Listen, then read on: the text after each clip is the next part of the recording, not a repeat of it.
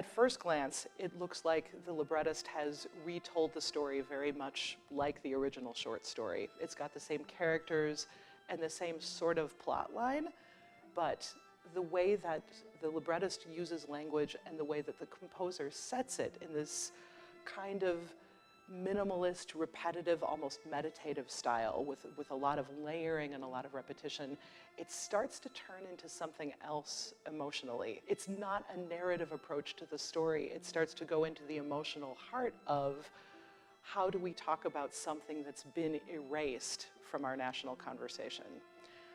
What it reminds me of is, for example, I lived in Houston for a long time, so I have a lot of friends who just went through the hurricane. And one thing that I saw popping up on Facebook a lot over the last couple of weeks is this picture of people who have formed a human chain in chest-deep floodwater to help somebody get out of a car that's been flooded. And many people posted this image with the caption, "This is my America."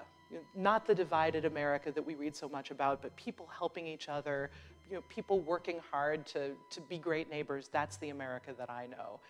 And that's very much the feeling of the piece from the very beginning. The very first words you hear are a woman saying, "How could I have known?" And I think there's a lot of that in our conversation right now as we look at very disturbing events like Charlottesville, a lot of very painful violence that a lot of people feel like they don't understand. And we talk about it like we don't understand it, like we're surprised by it. And yet, we all know what the history of our country is, right?